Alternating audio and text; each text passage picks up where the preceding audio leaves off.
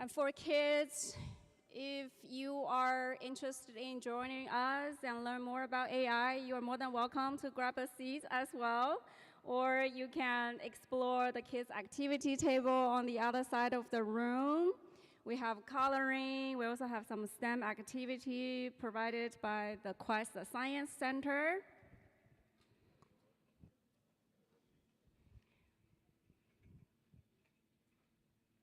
Alrighty, are you guys excited?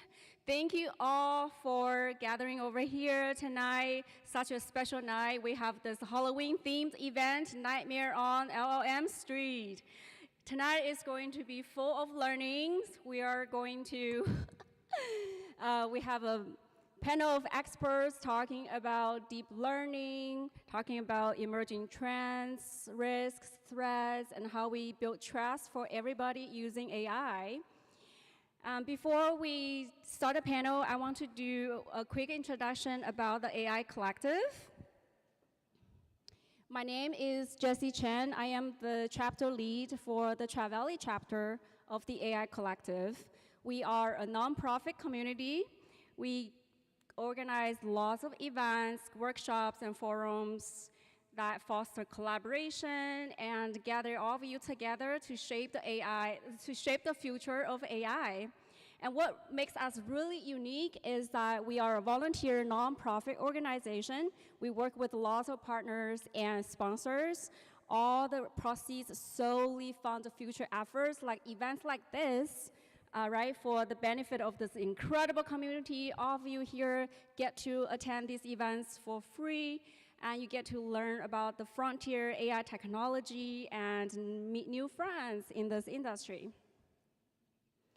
Our mission is very simple. We want you to exchange insight. We want to deepen human connection and drive collective progress. And here in the Tri-Valley, our chapter is very special. We're not just community-driven, we are also family-friendly. If you can't tell already, we have kids running around. My 4-year-old is right here.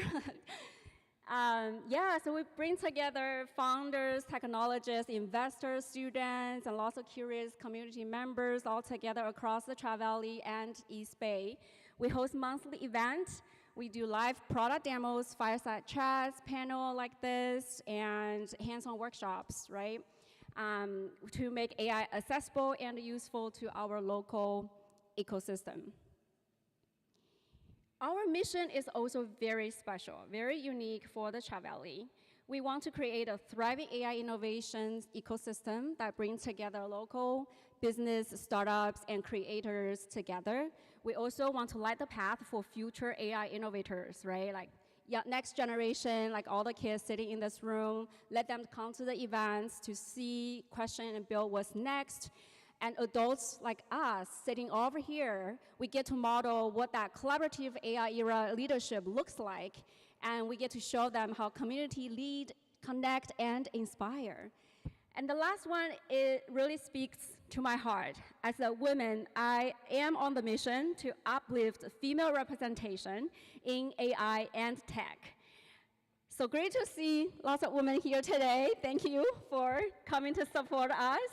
We are on a mission to create more diverse speaker lineups and visible role models. Our audience are people like you, from AI entrepreneurs to startup founders, engineers, designers, researchers, operators, VCs, and investors. So many of you, we gather together, and I want to quickly go over some very important and exciting numbers.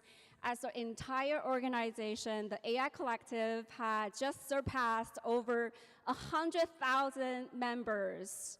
Woohoo! And we are continuing growing.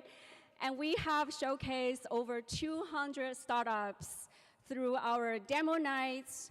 We have over 90 chapters in over 30 countries worldwide. So we are definitely a very global and professional AI organization. We are supported, this Tri-Valley chapter is very well supported by the bigger organization, lots of resources provided by the HQ, headquartered based in San Francisco. We work with over 40 leading partners. We have over 200 volunteer event organizers, and lots of followers on social media. We have over 23,000 followers across LinkedIn and Instagram. Our newsletter subscribers is also super exciting. Over 85,000. Woo! It's very exciting. And we have our members represent over 20,000 companies, from companies like OpenAI, Google, Amazon, Zoom, Waymo, Visa, lots of them. And what this means for you, there's a lot you can do, right? If you just want to attend events, we have a local chapter here. You can just come to us. You do not have to commute all the way to San Francisco to attend those events. But if you do like to commute and drive, you are more than welcome to go to the other chapters. We have Mountain View chapter, South Bay chapter, of course, San Francisco, also Stanford University chapter, right? So there's a lot of events in the Bay Area. You can also join the team. I remember when I hosted my first event, it was just me and Ash, the head of community and events with the AI Collective. He's based in Danville. It was just the two of us. We made a very impactful event, but today we have 14 people on the team. Thank you all. We have some team members here.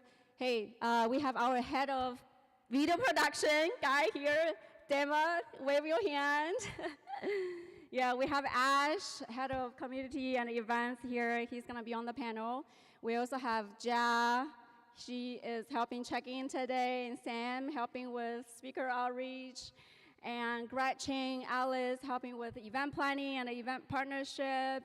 I know there are a few other folks here. If I didn't see, Shrikar too. I didn't forget you. It's just, there's a lot on my brain right now.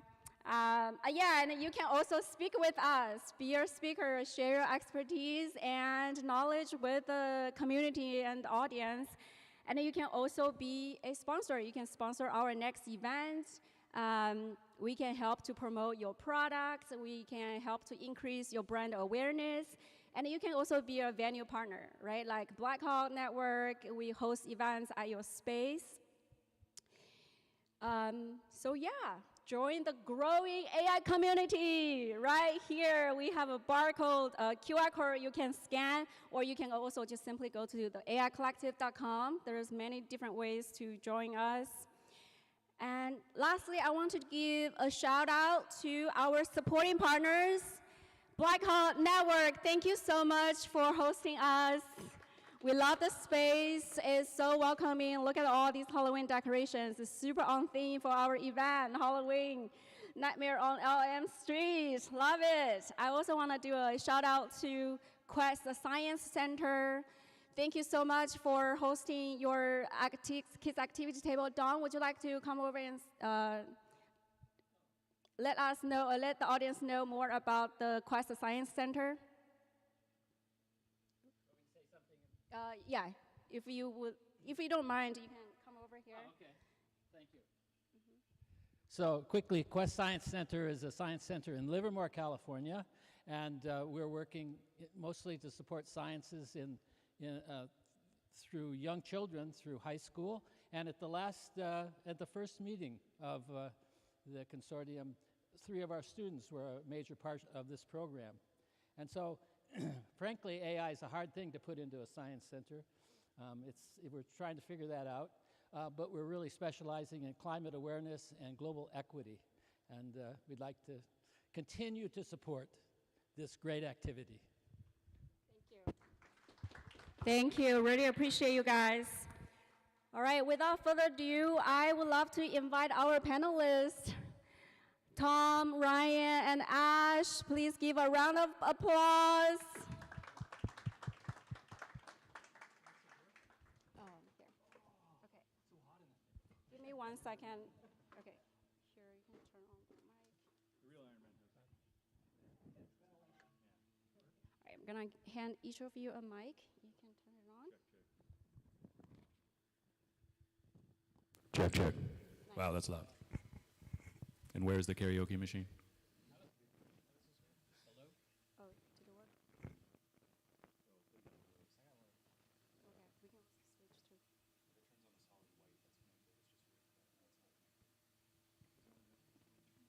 Okay, you know, Ryan, he's not just a deep learning researcher, he is also very technical. He helped us figure out the mic situation. Kudos to you. I know there's still, yeah, we can share one. Okay. I was the cause of all the feedback you were hearing before. All right. Okay. So, well, there's a lot to learn tonight. I'm sure the audience are very excited to learn more about the emerging trends in large language model these days, and the threats, risk, and how to build trust. Right. Before we start, I would like to have each of you to do a quick introduction. You can tell the audience who you are, what you're working on, and what is one thing that you are very excited about AI in the near future. Would you like to start, Tom? Sure. Hi, everybody. My name is Tom Aquino. I'm the VP of Solutions Engineering for a company called HiddenLayer. We provide cybersecurity solutions for companies that are actually building applications that utilize AI within the application in some manner. And so, yeah, in terms of just a couple things I'm working on, the field is growing really, really fast. So we're assembling and training a team of solutions engineers to help our customers secure the applications they're building. So that's kind of professionally, like in my role, that's probably my primary focus right now. Personally, some things that I'm working on, there is, if you guys are familiar with a forum called Hugging Face, it's basically a community hub for sharing AI models that you've developed, to put them out and let other people use them and provide feedback, etc. There's, you know, actually a lot of risk that can come with those models. So when you pull them into your environment, they can harbor malicious code. They can do all kinds of, you know, they can have basically bad like backdoors embedded in the models themselves. So occasionally they're packaged with things like Python modules and whatnot. And there are some companies that are basically scanning the model files and looking for malicious stuff, but nobody's really paying attention to the Python code that gets packaged with these things. So I'm building some tooling to actually do some threat intelligence analysis around the stuff that's living in Hugging Face, basically. And some fun things I found out of that. You know, there's like 2 million models in Hugging Face. I haven't scanned everything. I'm just still building the tooling, but I did a few tests, and I found some interesting stuff. You know, indications that these models are, you know, basically doing things that a lot of people just don't realize and will introduce risk into the environment when you bring things in. So it kind of just encouraged me to, you know, keep poking. So yeah, I'll follow me on LinkedIn, and I'll make sure to share the stuff that I find as it comes to light. And my name's Ryan. And yeah, so I live in Livermore, and I used to work at Lawrence Livermore National Lab doing secret stuff I can't talk about. But after that, I actually went to a cybersecurity machine learning company that Tom used to work at called Vector Networks. And then I started working at Baidu with Andrew Ng, doing speech recognition with like big deep learning models. And that's where I got to do like real like deep learning stuff. And then I moved to NVIDIA, and I've been there for like 8.5 years. So I've been here. Hello.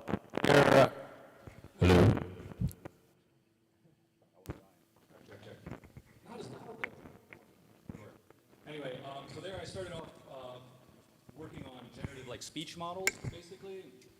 Invented a thing called WaveGlow, which was a reversible network. This is before anybody was using diffusion networks. And then I went on to try reinforcement for chip design, deep learning for compression of data, and then moved on to large language models. And then was doing inference on large language models for about 2 years before ChatGPT hit, and then the world blew up and everything went crazy.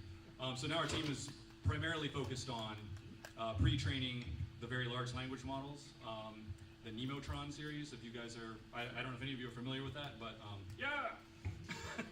I'll talk more about it later, but it's available on Hugging Face, and we're now working on releasing those as often as possible. And yeah, and Jesse asked me to come here, so I'm here to answer any questions you guys have. Yeah, thank you, all 3 of you, to be our amazing panelists. Now you, Ash. Hey everyone, I am Ash Kumra. I am on the leadership team for AI Collective. And first off, I just want to thank you all for being here. This is our 3rd Tri-Valley event, and it's under Jesse and the team's leadership. It's like truly blossoming. I'm here to actually, and I'm going to talk about this in our panel, but we have a research arm of AI Collective called the AI Collective Institute. So Jesse brought up this interesting fact. We have representation in 30 countries, and that's a fact. Like, we literally have chapters in Africa, Asia, Europe. Some countries have multiple chapters, like India has 4 chapters. We're in multiple chapters in Canada. And why I bring this up is because we're one of the few organizations, to my knowledge, where when we want to do research reports and gather data from AI professionals, regardless of what stage of your career, we can get a global perspective. And so we actually did this report on trust in AI, and it's quite fascinating. It's free. You guys can, if you go to AI Collective site, go to the Institute, or if you find me after the event, I can send you the link. The findings are very interesting, and it has to deal with security and trust, and so it's very timely that we're doing this event. So yeah, just really happy to be here. Oh, on a personal level, I've been really into where AI and content creation are going now. I don't know about you all, but when I saw Sora or VO3 or these different tools that are out there like 11 Labs, it's pretty mind-boggling how much content, high-quality content you can create. Yes, I know there's a lot of that term they use in the media, slop, AI slop, but there's also a lot of like presentations and videos and movies, and someone like me who like loves movies and likes to write books and screenplays as a side thing, I'm curious to see where AI and creativity go, and it's really fascinating. Thank you. Thank you. So happy to have all 3 of you here. Well, this is a Halloween-themed event. I'm wearing my favorite costume, skeleton, and Ryan, if people don't know yet. I'm Snape from Harry Potter. Thank you. I'm so glad to see so much decoration and some people dress up. I love that. A really good spirit. And with all our AI Collective events, we start with good bones. So here we are. We're going to let's start with emerging trends in large language model. I'm going to start with Ryan. So Ryan, I'm sure you and your team are working on a lot of cool stuff at NVIDIA as you are a deep learning researcher at NVIDIA. What are some, so behind all the mask of the hype, what are the real trends in model training that you and your team are most excited about? We have a message from Jensen for the AI. Ooh. Good reminder. Okay, let me play that really quick. We have a very special message from Jensen.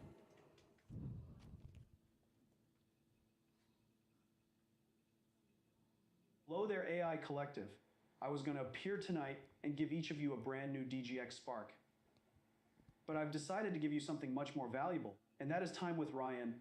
A lot of people think our company is an AI company, but really we're an RI company, Ryan Intelligence. I tried to make him CEO, but the board said his good looks would be too distracting during earnings calls. So have fun tonight, learn from Ryan, and happy Halloween. That is amazing. Love the message. Please deliver our thank you note to Jason. Yeah, so emerging trends in large language models.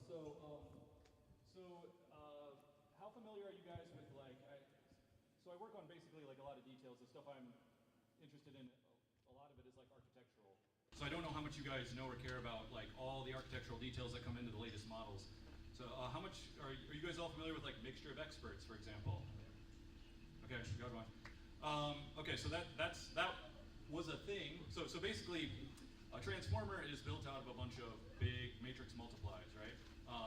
Primarily in these multi-layer perceptron kind of layers. So one thing that some of the people originally at places like Google and then OpenAI and so forth pioneered was essentially breaking the model up into, so that every token, instead of going through the same neural network, gets sent to different tinier neural networks. And what this does is it gives you a whole lot more parameters, but you don't use any more flops. Okay? So this started making models larger and larger and larger and larger, but didn't keep increasing the computation. So this is getting more and more popular, and that trend is going to continue. I'm not sure where it's going to stop. So the Chinese models like DeepSeek and Qwen, they are really exploiting this at a level that people were not exploiting this at before. So that's one trend we're going to keep seeing, I think, is it's more parameters, which makes it harder to use on a single GPU. So possibly architectural changes are going to start happening for swapping things off and on in the GPUs. One thing that's coming down the pike, how many of you are familiar with diffusion models? Okay, so people have heard of diffusion, right? And then there's large language models, which are autoregressive. So diffusion models work basically by taking white noise and turning it into an image. And you train it by taking images and adding noise and then trying to predict the noise and subtracting it back off the other direction, right? So language models work by taking all the tokens you've seen before and then predicting the next token. So what some people are getting interested in now, and something I've tried a long time ago and a lot of people have been trying, is called a diffusion language model. There's around 100 papers on it, 55 of them were last year. So this is gaining a lot of steam. So people are trying to basically take random mixes of tokens and then unmasking many of them at once. And what that gives you is more computational throughput. So that's very much in the research stage, and I don't think anybody should be convinced they're going to work, but you're going to keep hearing more and more about DLLMs probably in the future. So, and that will have ramifications for like how much compute matters versus networking bandwidth.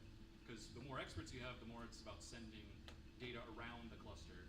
But the more math you can do, so the more tokens I can do at the same time work in parallel, then it's more how much computational problems. And the other trend I would say is kind of obvious maybe to you guys, is the agentic thing. And but specifically like the tool, like when I say agentic, I really mean tool use. And so what's going to happen is, like, a lot of people are predicting models are going to get smaller. And I think also this is my opinion and not like the opinion of NVIDIA or anything, but once you have tool use, I think it's going to shrink the data set sizes, especially the data set sizes that are not like synthetic, that you can't produce yourself. So this is actually something I was going to say I was excited about, is you don't necessarily have to download all of the internet to train these things in the coming future. So you won't have to know like that this guy starred in this movie in 1986 in order to build your agent that talks to your database and writes code for you. Okay. Your question? Yeah. So is that pre-training or post-training? So I'm talking about, like, I think pre-training is going to get smaller.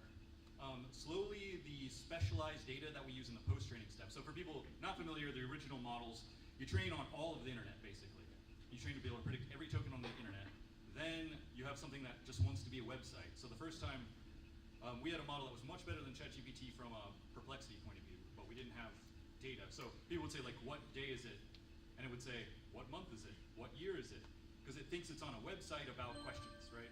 And you'd have to prompt it with questions and answers before it would realize, oh, he wants to answer the question. It was ChatGPT that said, hey, like an OpenAI that said, we could train it on a whole bunch of really well-written questions and answers, and it'll think it's on a website with really good questions and answers and try to mimic that. And that's what made it like work so well. So it broke everything down into a pre-trained stage and then a post-training stage where you made it into like this good thing that people actually want to use. What's slowly happening is that specialized data is getting pushed more and more and more into the pre-training phase. And more of the data in the pre-trained phase is being generated synthetically, either from other language models or from like math problems that we can actually auto-generate. So, and then what happens with tool use is there's sort of a Church-Turing theory of tool use, which is like any language model that has like, you only need like a few thousand tokens to get as good as GPT-5, because you can train your language model to call GPT-5, right? So what starts to matter is not how big your data set is, but what your model can call and how good you are at training it, right? So the tool use is going to, I think, change the economics of like how big the data sets are, how much you have to like download the entire internet. So I think those and the architectural changes, like trying to get more parallelism, but also spreading the network out more, which is like kind of a constant battle. Those are sort of like the things I think are coming up, if I had to guess, for like what's going on next year, or in the next couple of years. Oh, Wow, my little brain here. I didn't know what level to Oh, go no, at. I love it. It's just, there's a lot of technical details that my brain is trying to process. I'm learning so much already. Please ask questions. Yeah. So we see like very big models coming up, like trillion parameters, right? So is there like a work going on getting smaller models which are very area specific, domain specific? Like instead of like training the data, like training the models with whole world data, train them on specific domains. I think that's what everyone thinks the direction they're going. I think probably under the hood of GPT-5, it's doing a bunch of calls to like searches and things. And under Claude, I believe it's probably even models calling models, right, already. So like you might have a coding model and then a model that calls like, I don't know, like a search for like how to do something, and maybe a model that calls a commit kind of thing. So I think people think that's the direction it's going to go, where instead of one giant model that knows everything and does everything, like a swarm of like several models that can talk to each other, and some might just be calling code, right? And at some point, I don't know where the line between AI research and like product management happens once you're starting to do that, right? It's like I just need a thing that works, so I need a data set for it, or I need to learn how to code it myself. So that's the direction. That's my guess as to the direction things are kind of headed.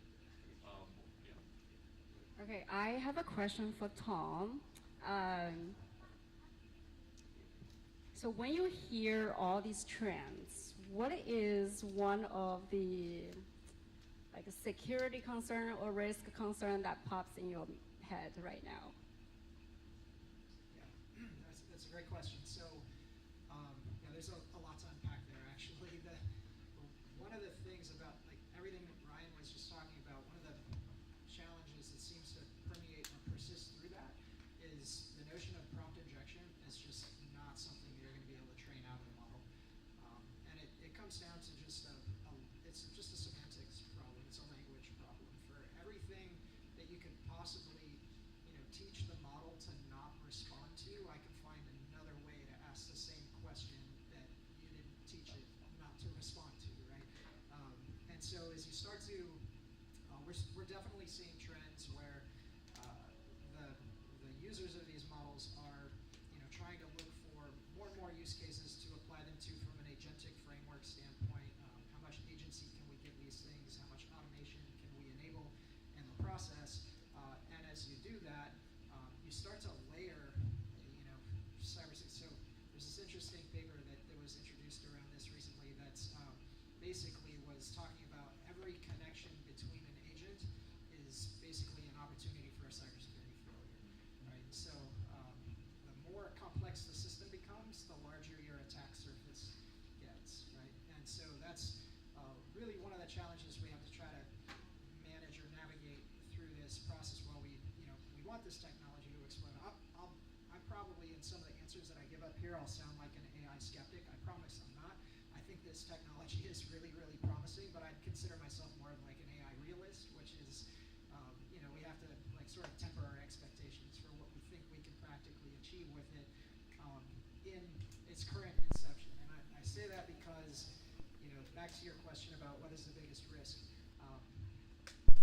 I think my company is on the cutting edge of figuring out how to defend against prompt injection, and we still fail all over the place.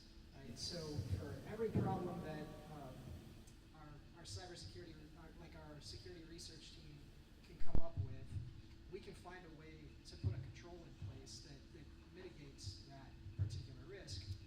The second we do that, the research team has already found an end around to that. Right? And so I think the second piece that I'd add to that is we're continuing to see folks try to use LLMs to protect LLMs, and it's just a disaster. So whatever model you're using to try to detect prompt injections in front of the model you're protecting is susceptible to the same problems as the model you're trying to protect, right? So, don't do that. That's my practical guidance. Maybe we can get a bit more specific here. Can I ask a follow-up question? So many teams are building AI products using large language models, right? And what would you say is the first use case that's smart and safe for them to start with, and versus what is some minimal security and privacy checklist that you would want them to follow? Yeah, so I'll take this two directions. The first, in terms of like what types of use cases are easy to pursue and easy to get value out of, that are minimal risk, I think really comes down to business analytics use cases. And so I'll give you a specific example of something I'm thinking about doing. Right, I just talked about this with my team today. I mentioned we've got a research team that is doing a bunch of stuff. We produce a ton of publications around the things that we discover. Some of them are CVEs, like vulnerabilities in models and things like that we publish, vulnerabilities in MCPs that are out there. Some of it is research related to LLMs and how they behave and that sort of thing. And so we've got all this really high value qualitative stuff. It's actually really challenging to produce any kind of quantitative metrics associated with that. So this is a thing that a model is actually really good at. We can give it a bunch of content like this and have it review this content, categorize things, provide some quantitative metrics out of this that we can then do some interesting reporting around, right? So that type of take things that weren't previously accessible from a quantitative, measurable standpoint. It's mostly qualitative. Throw it at the model. Let the model figure out how to quantify these things for you. That's a low risk, high value use case that you can produce some really, really interesting data out of. What I'd call like a high risk use case that I'd recommend avoiding would be like, just don't do customer service automation with these things right now. It's a bad idea. I mean, you guys probably saw Taco Bell introduced AI in their drive-thru, and then somebody promptly ordered 18,000 cups of water because he just wanted to talk to a person, right? He was like, this thing is ridiculous. I don't want to deal with this bot, So, anyway, so that kind of stuff, you're just going to frustrate your customers. Yeah, maybe you can get some scale out of it, but from as a looking at it from a cybersecurity perspective, I'm just seeing like you're going to put a ton of customer data at risk by doing that. And so that's what I'm like, just stay away from that for right now.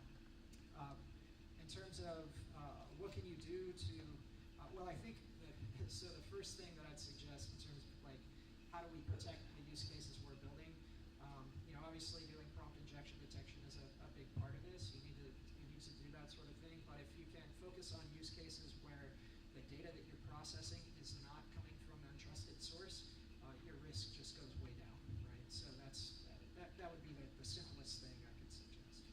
Yeah, that's really great insight. And sounds like from what there's a question. Okay. Tom, you talked about how it's very difficult to filter out and sanitize prompt injection. Sorry, you talked about how difficult it was to filter out and sanitize prompt injection. Is it any more viable, or if not, what are the challenges with filtering the response afterwards? Often when you store things, like when you're trying to combat cross-site scripting, you'll sanitize it before its input and after you're retrieving it. Would there be any merit to sanitizing it, say, with another LLM once it's being returned to ensure that there's no compromising information? Yeah, that's a great question. Did everybody hear that? The crux of, or the concept of sanitizing the outputs. So it's definitely something we spend a lot of time doing, looking at the output to figure out if there's sensitive data that's being leaked. Is there anything of concern with respect to how the model is responding? The problem is if you have a crafty adversary that's intentionally trying to elicit information out of the model. I mean, there's ways we can mitigate this, but the obvious challenge there is that the model is really, really good at encoding things, and so you can just ask the model to encode it in, Klingon. Give me the response in Klingon, like something that's not readable by whatever your filters are, right? So you can use ROT13 encoding, you can use base64 encoding. Like there's all kinds of different mechanisms that become really challenging to then effectively evaluate what the response was that comes back. So one of the ways we're dealing with that right now is to actually do language prediction and figure out, like, based on the language that's coming back from the model, or the language that's being submitted, that the prompt is being input in, can we predict that language, and then the model's response. If it's a language that we don't recognize, then we're just going to block it, right? Like if it's something that can't be predicted, that indicates that there's, one of the fun ones actually is ASCII art encoding. Turns out the model can like really easily interpret ASCII art, so you could write an entire paragraph in ASCII art and it will figure out what you're talking about. Right? So, and it's really hard to detect output and filter output that's structured in ASCII art, right? So it's like a never-ending. The models are really good at some of these types of things that just are really challenging to mitigate. So. I would like to reserve some of the questions during Q&A if that's okay with the audience. We have a lot of questions to go through.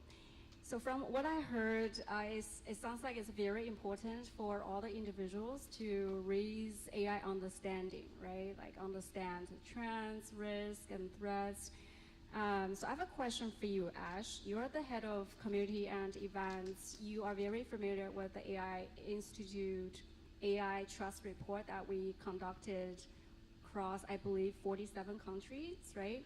So what is one action you think a city or a school, a company can take to raise AI understanding right away? The first thing I would recommend, and you're right, they all are the same, whether you're a school, whether you're an institution, whether you're a company, whether you're a group of people who feel that AI is going to take over our lives, is to do a daily AI activity every day. I know that sounds so simple, but doing something that makes your life actually more productive, but you do it in like a group setting. So one of the things that the report found was, regardless of how many rules and regulations and do's and don'ts, when you would actually encourage people to use it for making your life easier or better, this uncertainty that one might feel about AI can likely go away or lessen to a certain degree. And one thing that's really interesting, if you had to ask me where this is going to be most applicable, is schools. Like, I'm talking about elementary, high school levels, where under the guidance of teachers and other instructional adults, of course, showing real life examples on how you can use this to enhance what you're doing. I think this sets a foundation where it doesn't work with you as taking over your life, but it works with you as like a tool. One thing that we believe at AI Collective is we're not here to tell you that AI is going to take over your life. We're not here to tell you that AI is going to make your life better. We're here to just tell you that AI is already here. How are you using it now? It's up to you to actually be self-aware and start to apply it in your life, whether it's as an amateur, whether it's as a programmer, whether it's someone who deals with the security side, or whether it's someone who's dealing on the research end, building like the next wave of products that leverage, the AI infrastructure. You need to address it. You need to use it. And I can tell you right now that AI is in everything in our lives now. It might not be in front of you. It's not just the LLMs. It's not just, the agentic AI models that you're now seeing with the Claudes of the world and other things that are doing that. It's in our lives behind the scenes. And so the more you can be self-aware and learn to use it in your everyday life, even with guided instruction if you're younger, the easier it is and the better you're going to be as working with AI. Thank you. Yes, so much responsibilities on ourselves to learn about AI and how to use them and do lots of practice daily, as Ash said, and that's how we get to adopt quickly. I would like to move on to the next question. I would also love to start with Brian. What is one quiet revolution in model training that most of us don't see coming, but you believe will shape the future of the field in maybe the next year or so? I think you kind of mentioned that earlier, but I would love for you to delve deep into that. Yeah, it's just so it's just a question of how much do you need everything on the internet, which may or may not, like, I don't know where they are in law, copyright laws and whatnot. Like, are you allowed to use it? I don't even know if that question is like decided, but at this point, people are getting very good at decreasing the amount of data that you need to start with, and also pushing how far you can get with data that's generated by another system or specialized for that, for like the tasks that you want to do. So as the models get smaller, the data gets more specific, it less becomes we have to have all the data on the entire internet. So I think that's slowly happening. And we'll see how quickly, I mean, I don't know exactly what's going on behind the scenes at, OpenAI and Anthropic, but, and even at NVIDIA, I don't want to say anything that's confidential or whatever, but we're just seeing more and more papers with like synthetic data being like important. We're seeing people pushing the reinforcement learning part, which is usually comes in the post-training. Like we're seeing papers where people are using that earlier in the training cycle, and so you can have data. So the nice thing about reinforcement learning, the main thing about reinforcement learning is instead of training to match some other data, what you're training is you can say this is good, this is bad, and I can train based on that, so I can score something, right? So now I can run like 1,000 possible answers to a math problem, and I can choose only the ones that are correct, and I can train on whether the correctness as a signal, right? So now we can sort of generate data with computation.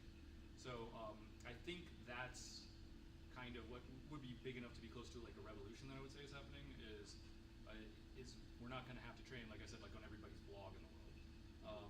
Hopefully we'll be able to turn more and more and more of that like data part into compute part. I think. Yeah, so with every revolution, it always comes with lots of excitement, right? But also with concerns around risk and privacy. So I have a question for you, Tom. So lots of companies building AI startups. So if the company only had 30 days, right, to implement, to integrate their AI technology, what are some 3 guardrails that you would ask them to place in their product development? Like thinking about policy, process, and product, or anything else you would like to add? So a simple policy actually to define is just a acceptable use policy around models, like which models can be used for what purpose. It's relatively easy to define that and enforce it in sanctioned environments, like let's say in your cloud provider environment, actually restricting which applications can access which models. Relatively easy to do that. It's harder to do that in your corporate network. People are just developing stuff on their laptops or whatever. It's a little bit more difficult there, but for when you're talking about things that you can ship, things that you're shipping, things that are like sanctioned applications, define policy to make sure that the models that are being used in those applications have been pre-vetted to some degree. So that would be kind of policy orientation. The process orientation, I would say, put time and attention into system prompt hardening. That's, I think, the thing that we see people doing the least. That is like a quick value add. So when you think about a system prompt and its purpose, really what you can do with that is constrain the model around the things that it understands it's allowed to talk about, right? And so if you do a good job with the system prompt, you've got maybe 10 different layers of restrictions that you put in your prompt around the things that it can say, the things that it can't say, the tone that it can use. There's just a bunch of different sort of elements that you can package into that, where you put the model in a box and force it to behave in a really, really specific way. And at the point where someone gets the model to step out of that box, in order to do that, you have to prompt inject it, right? So a system prompt is, it's a free thing. You just, try a few different variations of it, but it's just text, right? That you're adding to your application. Simple thing that you can do. So that would be a process piece. Just evaluate your system prompt, iterate on it, and try to make sure that it's basically covering as many factors as you can to keep the model in the box you want it to be in. And then the third piece is make sure you're investing in some kind of prompt injection detection. I'm going to say that the mistake that I see notice they're leveraging the cloud native guardrails, like your cloud providers guardrails, Amazon Bedrock guardrails, for example. And we have services that we do where we actually engage in red teams against these applications that are deployed using models. And within 30 minutes, we've gotten the model to leak its system prompt to us and bypassed Amazon guardrails and the cloud native guardrails. They're just not effective. So not saying to buy hidden layer, maybe I am, I don't know. but this is a problem of like you get what you pay for, right? It's a really, really difficult problem to solve. And I'm actually a big fan of AWS. I use the platform extensively. I like it a lot. This prompt injection problem is just not their full-time business, right? So it's going to be really, really difficult for Azure, AWS, Google Cloud, whatever the cloud provider is that you're using. They make a best effort with some guardrails. It's probably their best effort's probably just not going to be good enough, and we demonstrate that all the time. So. Yeah. Thank you. Well, we talked a lot about trends and risks, but we should also remember that trust also grows in people, right? Not just on digital products, not just on screens. So I have a question for you, Ash. In your view, what do you think local AI communities like ours, what can we do to make AI less mysterious and more human? I'm going to, the reason why I keep having this paper is because I want to be very respectful of this research report. And again, go to AIcollective.com, go to the Institute, you guys can download it. You can also send me an email, ash@AIcollective.com. I'm happy to send you a link or actual copy of this report. So one of the things that the report found in Insights is that, when you show someone the answers, then they're less likely to cheat. So think about this. If you could tell students, okay, this is how AI will detect how your homework will be, how you will get caught if you use your homework, because this is something that's really happening in the college level and high school level. If you actually show them examples of AI, these tools out there that can detect your answers as bogus, it's likely not going to have, that student's not likely going to cheat or use that tool, correct? Because now they actually saw, oh wow, I heard that this is happening, but this is actually happening. Well, that transparency is what we found, and what we're seeing is that if you actually show people the tools that can detect fraud or duplicity and those types of activities, then you're not likely going to do it. But there's a bonus. The students or the people learning are actually going to learn how technology is working, and it can actually inspire them to want to do something in technology. And it could actually inspire them to not be so afraid of AI and be like, oh wow, this is a pretty cool tool. I'm definitely not going to cheat, but I'm actually interested in creating something else. So that's a way of introducing AI and transparency by showing real world examples on how it could actually detect or find those flaws in things. On the larger level, like PTAs, or let's just use homeowners associations, if you can actually have, tools available for organizations to detect things like, home issues or land issues, and you make those tools available for homeowners, like buying literally 30 copies of whichever safe LLM and whatever safeguards you have, and give it to the homeowners, that's another example. One thing that's really interesting too is I did a panel a couple weeks ago with the city of SF. So I don't know if you know about this, but San Francisco is one of the only cities in the country that has their majority of their city workforce using a LLM tool.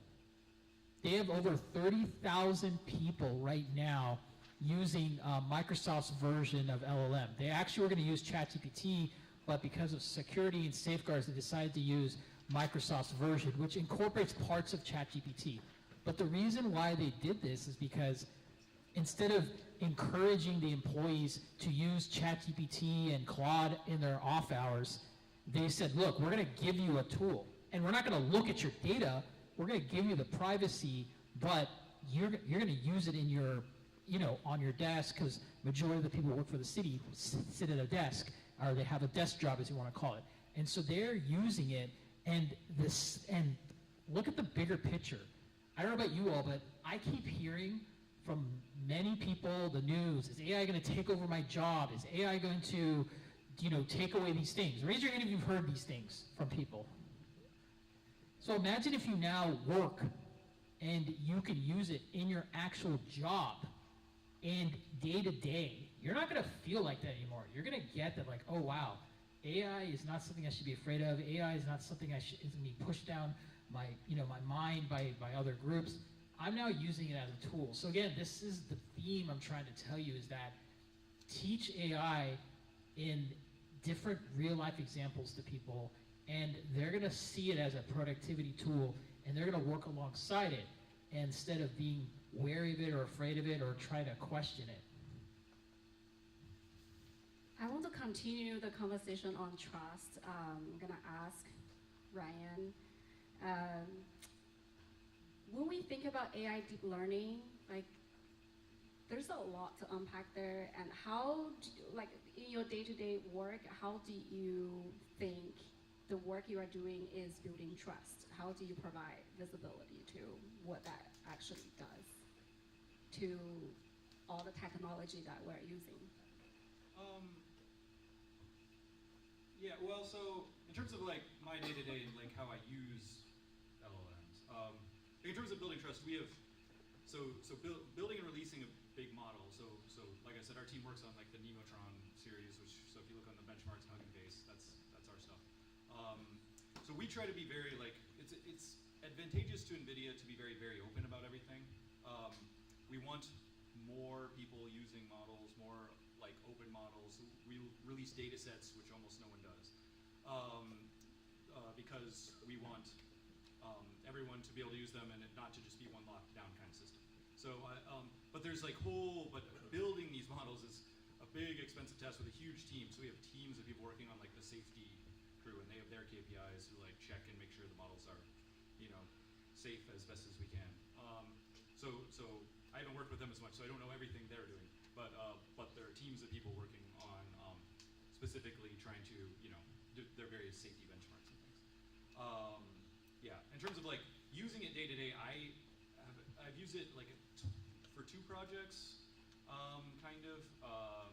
But one was like a hobby project. It was very good. It seems to be, for me, the tools are great when you're like building something from scratch. You're doing something people have done before, but there's a lot of boilerplate you want to get through. It was amazing. It was like, here you go. Here's a piece of paper. Make a whole app that just basically replicates that. That was amazing. When I'm doing like my really technical stuff, it's very difficult, like for it to solve any of my problems, because they're just like, one of the bugs I fixed like a while back, it was like, I remember that I had a conversation with Jared in January, so that was probably the commit that caused the problem. I don't think like any of the LLMs are going to help me with that kind of bug. But yeah, I also do like, as a hobby, like film stuff, and I've been trying to create my own sort of like, videos with these tools, and they're awesome. It's great how fast I can get like something, like that Jensen video. That wasn't real, by the way. That wasn't real. I don't know if anybody knows that. But that took me half an hour, right? So whereas like when I started at NVIDIA, we tried to clone Jensen's voice. We scraped literally every publicly available like video of him and scraped the audio, cleaned it up, trained a model. We had like 1,000 hours of Jensen's speech, trained a model specifically for it, and could not get the thing to say Ryan and Raphael need to be promoted. And this I did in half an hour. So like it's really, really cool the stuff you can create with it. So yeah, depending on what you're doing. I guess the more specific and hard the thing you're doing, the less the tools currently, I think, like solve your problems for you. So I would love it if they solved all my problems. take my job. But they're not there yet. That's awesome. Yeah, we love the video you created. We'll have a few more at the end of the panel. I want to do a little like interactive session to have you guys do a trick and truth little activity. Okay, we have a few more questions. So we know lots of companies building AI products here. So Tom, I have a question for you. So when founders, they have to communicate, like every product they build, right, there's always risk involved.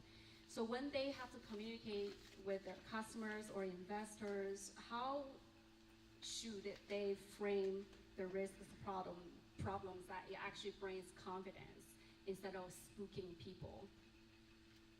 Yeah, this is a hard question because the more data you unleash on the model, the more risk you end up inheriting or creating, depending on how you want to look at that. Right now, I'm telling folks, treat the model like a document. And what I mean by that is, you put a bunch of information in a document and you hand it off to somebody. At the point you hand that document off, you can't restrict what information the person you gave it to is going to get out of that document. Like, they have full access to everything in the document, right? Treat the model the same way. And what I mean by that is, whatever information the model has access to, it's going to reveal. You just have to assume that. If you give it a system prompt, it's going to reveal its system prompt. If you give it tool calls, it's going to reveal its tool calls if asked appropriately, right? If you give it sensitive data, if asked effectively, it will reveal that sensitive data, right? So that's just really kind of like, right now, I think the reality of the situation, unless you have money to spend on putting a bunch of controls around these things that are generally pretty expensive, the best mode of operation right now is to treat the model like a document. Don't give it access to anything that you don't want it to reveal, right? And so in terms of talking with investors, customers, etc., coming back to that question, if you are framing for them that this is the way we're building our application, and the types of information that we're seeding it with and revealing to untrusted third parties and whatever is contained, because we don't have any sensitive data in this thing the model could possibly reveal, that's your most surefire way to mitigate or eliminate any kind of risk. At the point where you start connecting the thing up to systems that would otherwise be considered sensitive. So I didn't create this, but I love the concept of it. There's a guy named Simon Willison who writes about a lot of this stuff, security, a lot of security perspective around AI. He's got a blog called simonwillison.net. Definitely encourage checking that out. He coined this phrase called, he's very good at this, by the way, he was the one who created the term prompt injection. So that should give you an idea. He coined this phrase called the lethal trifecta. And basically, the lethal trifecta is, in particular, in an agentic system, if you have an agent or some application that is AI powered that has access to sensitive data, it's processing processing information from an untrusted third party.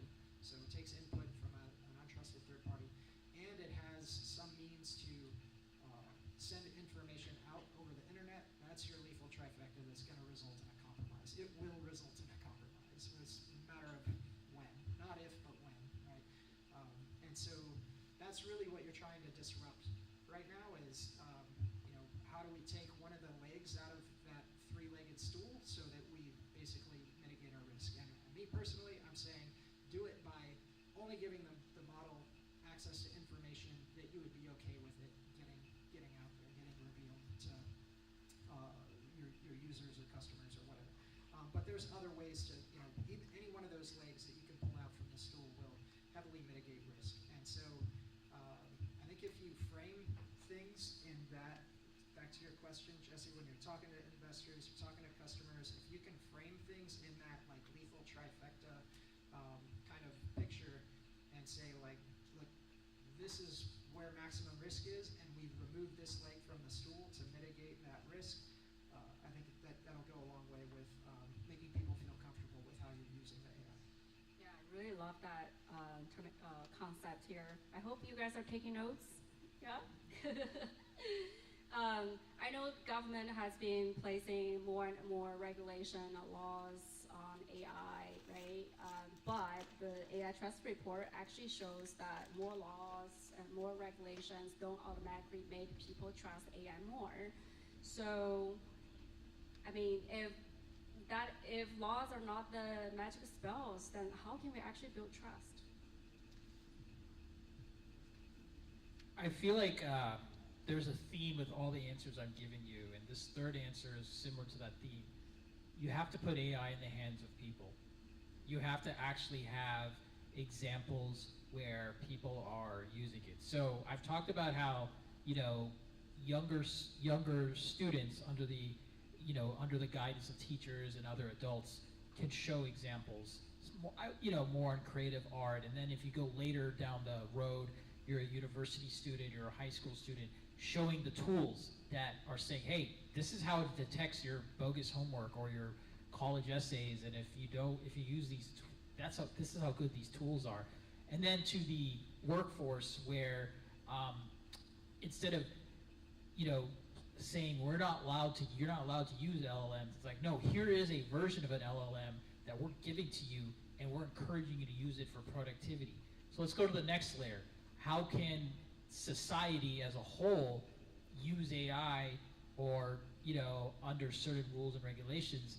I actually think this goes down to policies, like where you have to provide education about where AI is going. And this stems from libraries, this stems from, local town hall meetings where people should be educated on the future of AI and its implications, the good and the bad. I'll tell you a trend that is, you're gonna see this kind of related to what you're talking about. Have you guys been hearing about the data centers being supposedly created in like the Midwest in particular, because there's a lot of abundant land there, and cities are like rejecting these data centers, like the city halls or city councils are saying, no, we're not gonna have it. Like Google had 2 bids and they had to say no, they had to take them away. And that's an example of where people who live in those cities were actually educated about the implications of data centers. Because from a high level, you're like, oh, data centers, this is gonna create all these jobs and it's gonna, proliferate AI. But in reality, the data centers were actually the energy that was gonna be electricity, was gonna be used, was actually gonna go on the consumers.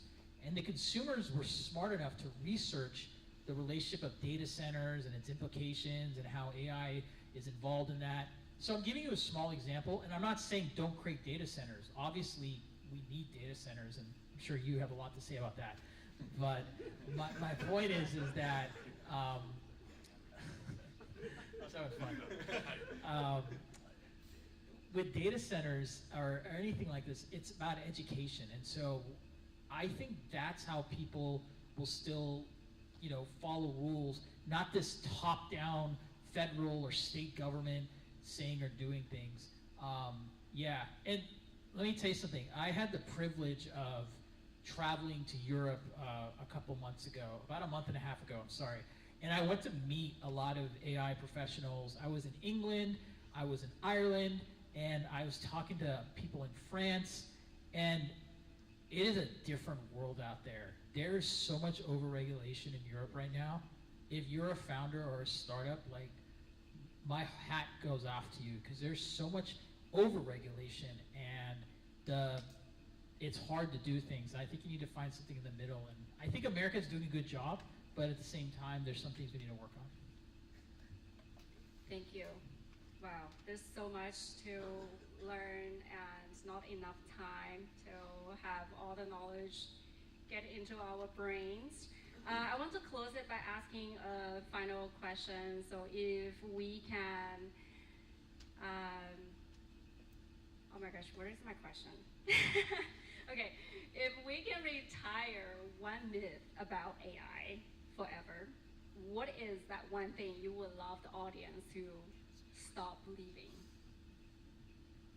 Tom, do you want to go first? Yeah, absolutely. Models, there's a significant effort to make you believe that models are thinking. We're calling them thinking models. We're calling them reasoning models. It's not what's happening, right? And so that's a myth that I want to squash. It's really important. It's like anthropomorphizing, like, giving too much credit to this machine, this programming software. It's just software at the end of the day, right? So there's this great paper that I just came across the other day. It was called Language Models, Model Language. And it was really interesting. You can just Google that, Language Models, Model Language. It's a great read.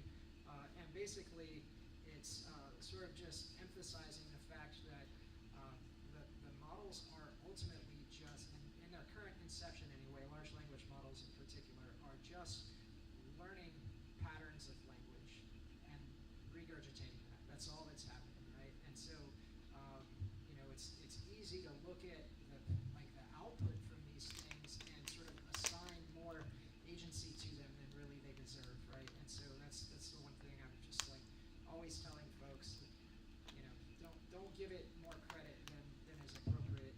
It's just predicting what word should come next. That's it. I don't know if I have specifically a myth, but yeah, I think it's kind of related to what Tom said, but so I hate the word hallucinate. It's what the industry and world has decided to call it, so I'm just gonna have to live with it. But I hate the term because it implies it's not hallucinating when it gets it right. But and so the myth is sort of the same myth as you have, that you think that when you wake up you stop dreaming, you just dream with your eyes open. Right, you're getting a signal and now you think that that's right, but anybody who's put certain substances in their bodies or banged their head really hard or whatever, you know that or looked at a good optical illusion, you are hallucinating all the time, even when you're functioning correctly. And that's closer to how the models are working, until they start to really, when they go to tool use, sure, you have some kind of verifiable thing. But anytime you're in token generation land, hopefully it works. It's like a human. Hopefully it mostly kind of works. I mean, which is more anthropomorphizing, but anthropomorphizing. But I'm not trying to say it's like a human. But I'm saying you can trust it like you trust a human than you trust a compiler, right? I guess that's the closest thing I have to a myth I'd like squashed, is that this idea that no, it's like doing the math for real when it gets it right. It's like it's still guessing the answer. Just because it guessed right 99% of the time doesn't mean it's doing the math right. You know what I mean? Anyway, that's my myth, I guess. All right, this might seem a little controversial in the AI world I'm about to tell you. I think the one myth, and again, this is just my opinion, but I have a lot of data to prove this, is that AI is, just because AI might take over your job doesn't mean you're not going to have a job. So I'll give you an example. One thing that Jensen Wang had talked about is going to data centers. He said this thing in this interview that really made sense to me. He said that, okay, if we're gonna, it's pretty much likely the next 5 to 10 years, we're gonna have a bunch of data centers. It is gonna happen. Fine, maybe not in those Midwest cities that I mentioned, but it's gonna be around parts of the country. There's gonna be better regulation. The companies creating data centers will probably find a way to pay for the electricity so consumers won't have to pay for it. There's a lot of things that are gonna probably be improved on data centers, refinement. And I don't work in data centers, but this is it's a stark reality that it's gonna happen because of how much compute we need for AI applications and whatnot. But he made this comment, he said, think about what jobs are gonna be needed for data centers. Plumbers, contractors, electricians, IT network infrastructure specialists, civil engineers, architects. These are all pretty high-paying jobs. Even the blue-collar jobs that I just mentioned. You can make 6 figures right now being a plumber right now in different parts of the country. That's pretty good money in some parts of the country. It's anywhere from 125 to 210. So if you're that Uber driver who's afraid that automation is going to take away my job, or if you're that person who works an entry-level role and you're like, oh, AI is going to take over my job, it's going to open up other jobs for you. So what I'm trying to get at is that AI can, yes, take certain tasks away that one might be doing, but it's going to open up other tasks. And so my advice to you is find some type of role that is involved in those trends. Like, I'll be honest, like, I learned a lot from you today about this injection you were talking about, the sanitization inject, because I didn't even think about it, because like, I thought I know a lot about cybersecurity, but I don't know like the AI side of it. But like, you've opened my eyes that like, some people are like, gonna be like, oh, I can now find a whole new role in this world as a solutions engineer and stuff.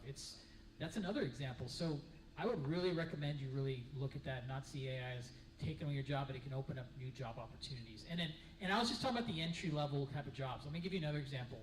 You could be in marketing. You could be doing something in more strategic planning. Think how much time will be saved if you use these tools to work with you. Now, don't have it do all your tasks, but have it do the complementary tasks. You now have more freedom to either complete other things or think about bigger picture things, because the AI tools can take over some of the more mundane or other tasks that you would spend hours and hours to do that you can get done in like 10, 30 minutes. Think about that freedom. They always say time is your most valuable asset. If you're at a higher level job, learn how AI can make you have more time to do the things you truly want to do. Or as a hobby, gives you the freedom to work on more hobbies and stuff like that. Thank you. Woo. Okay, I know a lot of you are still waiting to ask questions, so now we're going to open up for questions. Anyone? I have a question. So, for Tom, at the beginning you mentioned that you find Python code. So, what's the worst thing that can happen with Python code? So, it's trained on Python code. Let's say it was trained on Python code with security bugs. So, what's the implication? It will suggest to the end user insecure Python code, or? Okay, yeah. So in my opening, I was talking about the models that live on Hugging Face. So these models, when they're distributed, they can have threads packaged with them. And so actually, what I was referring to is sometimes the model itself, the actual model files that contain the weights and biases, and the things that make the model get passed around. You need some accompanying code to set up that model within the machine learning library for it to run properly. So they'll ship the model with some Python code alongside of it, and oftentimes, nobody's looking at that Python code to see like what is it actually going to do. Sometimes it's doing. So I found a few things. One of the things that I found that I thought was interesting, there was a model that I ran across. It actually had some adjacent Python code with it. It was using the Python requests library, which is basically for making calls out to the internet, like web requests, right? And most people wouldn't expect a model to reach out to the internet, or any code, accompanying the model to reach out to the internet. And so, it's not inherently malicious, but it does create some risk for you. And I was kind of like, why would this code need to, or why would this model operating need to reach out to the internet? Was the question I wanted to answer when I started looking at it. And it turns out, in that case, it was an image processing model. You could give the model an image, like a raw image, directly, and it would analyze it and make some predictions about it or whatever. But you could also give it a URL to an image, and then the Python code would jump in and go hit the URL and retrieve the image, and then pass the raw image to the model, right? So that's the sort of thing that is kind of living in these repositories along with the actual models themselves. Again, that's not inherently bad, but if you have something reaching out to the internet, now all of a sudden you've introduced some risk in your application, right? So you've taken that model, embedded it into your application, and you didn't realize that it's got a mechanism for retrieving something from the internet, and now you just created a new bucket of risk for yourself. Cool, makes sense? Yeah. There's a question from Megan. Yeah.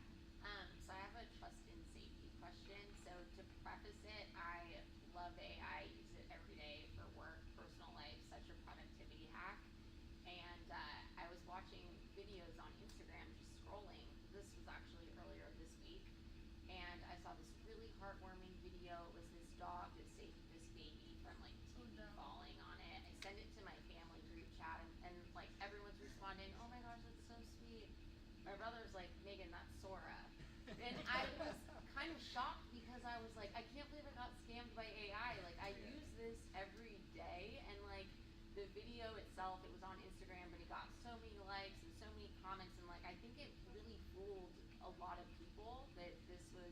And so now it has me thinking more, just even scrolling on Instagram, of like what's real, what's not. But it really felt so real.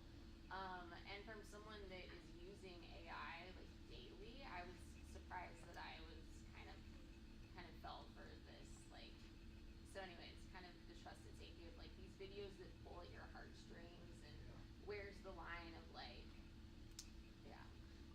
I mean, I don't know if you guys have some responses to this. I've seen, similar to what Ryan did with Jensen there. I've seen I've seen a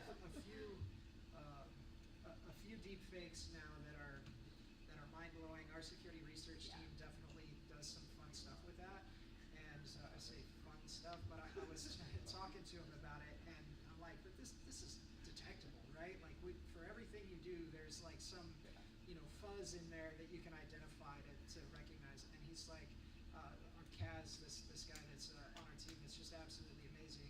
Director of Threat Research told me, he's like, the way these things are working now, you're making such minute changes to an original video that the noise that gets introduced is pretty much imperceptible, even to some program that's designed to specifically detect that. So I don't think this is my early stage sort of assessment is I don't think we're going to be able to rely on technology to help us distinguish between what's real and what's fake in the near future, right? Unfortunately. And I also don't think that the court system is prepared for this, right? And so that's something that we collectively as a society need to be thinking about, is basically all video evidence has just been thrown out the window, and I don't think most people realize that. But that said, if you want to get in the business of producing deep fakes and contracting yourself out to lawyers, I'm sure you can make a ton of money. Deep fake evidence that an attorney can use to prove that their client is innocent because the video that the prosecutors had can't be trusted. Right? Like, I mean, there's so many applications with this. I don't know. I can just give my like feelings on it. I don't know. I don't have any official position, but or anything. But I think it's going to be. I mean, it reminds me a little bit of like VR, right? It's like everyone was like VR is going to change everything, and it's going to be everything in the world. And it's like, well, the military had VR like 30 years ago, or 10 years ago, 20, and like, they use it for some simulation stuff, and they mostly don't because it makes people sick. And like, and then it got. So what happened when it got cheaper and everyone could use it? It was like, well, we played video games, so we got sick. And some people were like, it's going to change the world because it's cheaper. So like, being able to replicate anything you could see believably has been around in Hollywood for like a good 20 years. Like they could, they could make you, and when you were a kid, you believed it all, which is why the Never-Ending Story was so traumatic for all of us. So I think it's just. So I think it's going to be like that. It's now cheaper. It's going to be cheaper for people to create whatever illusion. So it's going to be like, what happens when the thing gets cheaper? It's not what happens when it exists. It's what happens when everybody can have it. And I think it'll be a matter of like sort of growing up, building up our immune system to just trusting random stuff on Facebook, which our parents have a hard time with, at least mine do. But like our kids, my son already goes, oh, it's an AI suggested result, so it might not be right when he Googles something. Because he was trying to argue with me that no, these dinosaurs didn't have talons, and I was like, yes, they do. And then he Googles it. He's like, look, does it have talons? And it's like, it says no, it only has large claws. And he's like, I was like, that's an AI suggest result. Just phrase it differently. He's like, oh yes, they have talons. And so, So he's already knows like, okay, like you can look stuff up with AI, but you can't actually believe the answers right now. So I think we'll be okay. That's just my vibe though. I'm not. Yeah, I think first off, I'm sorry you got duped. I mean, that must feel embarrassing. I'm sorry, especially to your family. Um, but I will tell you that I'll give you a contrarian view. I actually don't blame the AI video generator, whether it's Sora or whoever created it, as the culprit. I actually blame the platform for not having a disclaimer. I think we need, as civilians or all the way from the local to the national, need to encourage lawmakers to say, hey, like you need to enforce these rules. And we did that with Instagram. The whole, now there's like a teen section. That was because parents were like, yo, my kids are getting depressed, and like, why are they like getting access to this stuff? And that's so we can make changes. And so I'm fairly certain there is going to be a movement of people who are wanting to push the social media companies, and I'm not against social media, I use them all. I'm just saying to push these companies to create those regulations, because the tools aren't going to go away. That's capitalism. These tools are out there. You have the freedom to use them as long as you don't do anything that's threatening and all those those standards. They're not going to go anywhere. But the platforms, I think they should have those rules and regulations. Personally. Yeah, well, this is a perfect segue to the next activity I prepared for you guys. Trickle of Truth. Are you ready? Are you all ready? Okay, let's do it. All right. So, here are two images. I'm not sure if the panelists can see it. I'm gonna ask Ryan first because you are the brilliant mind behind this title, the event title, Nightmare on Elm Street, right? Referencing Nightmare on the Elm Street. So Freddie, tell me which image is real and which image is generated by AI? Just come a little closer. First count the fingers. I don't know. That looks like one too many. I'm gonna say this is real. This is it. Okay. What about Tom and Ash? Do you wanna take a guess? The right one is real. The right one is real. What about you, Tom? Yeah, same.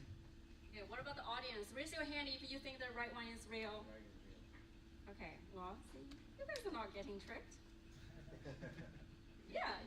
Okay. Yes. So the left image on the left, the image on the left is generated by AI. But how can you tell? How? Well, the face there kind of looks. It would have to be a very strange mask because the eyes are blending into the color of the face. So you'd have to actually put in something that covers up his white corneas. That's the easiest. For me, it was the girl, the little girl over there. She looked too generated. And like his last finger also might be two fingers on the left hand. You get really weird. I was actually looking at the lighting. I mean, I don't know. Maybe it was The lighting. The lens just flare. the lighting diffusion, and then the I don't know, somehow that like you mentioned the girl in the background, like the proportionality of that seems a little bit off to me for some reason.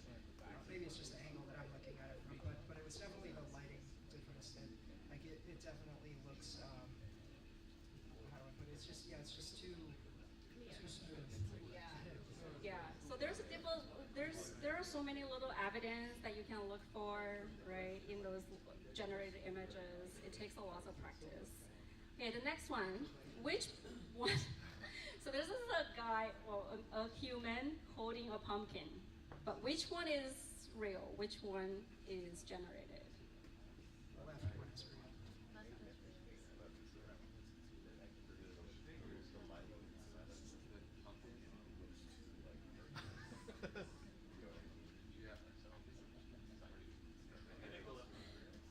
The left one is real, you said? Yeah. Okay. What about you? They both look kind of similar. They both look kind of fake. They both look fake. The left one looks more right. What about the audience? Raise your hand if you think the left one is real. Is one of them real? So the ones didn't raise hand, you think the right one is real? I think right. Okay. Yeah.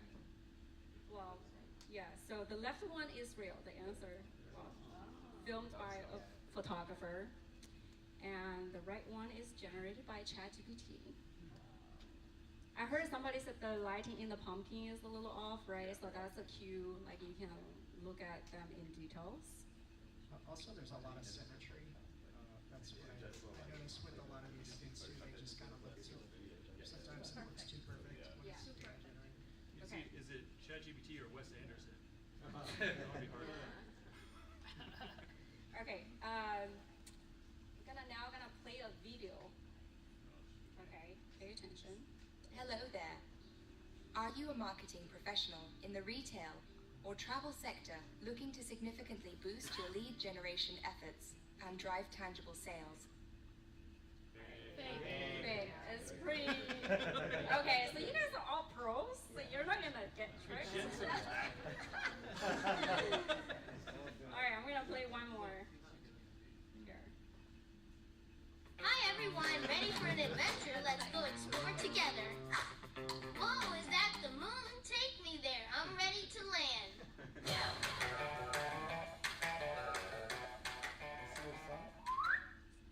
Directed by Jesse Chen. See you next adventure. Alright, so I'm a designer, and this is a video I created for my son. Well, he just got here. Hi, Colton. So he wants to be a pilot when he grows up, so I made this little video so you can guess if I used video editing tools, or is it all generated by AI? What is your guess? Looks real.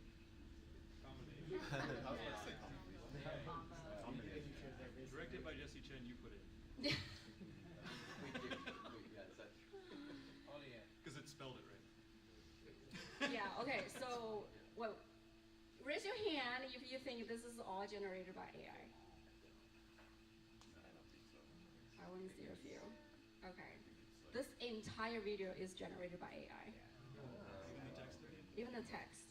Yeah, text, audio, animation, everything. What AI do you use?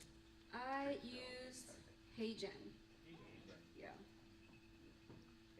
Alright. This is the last one from HeyGen too. One of my favorite tools. Hello, my name is Nick. I am generated with HeyGen's avatar in motion. HeyGen's AI will magically track, translate, and lip sync any text input, allowing you to create engaging content at scale. To demo this technology, type some text into the box and enter your email. We'll send you the finished video soon. Try the demo and let us know what you think by sharing on Twitter. See you later.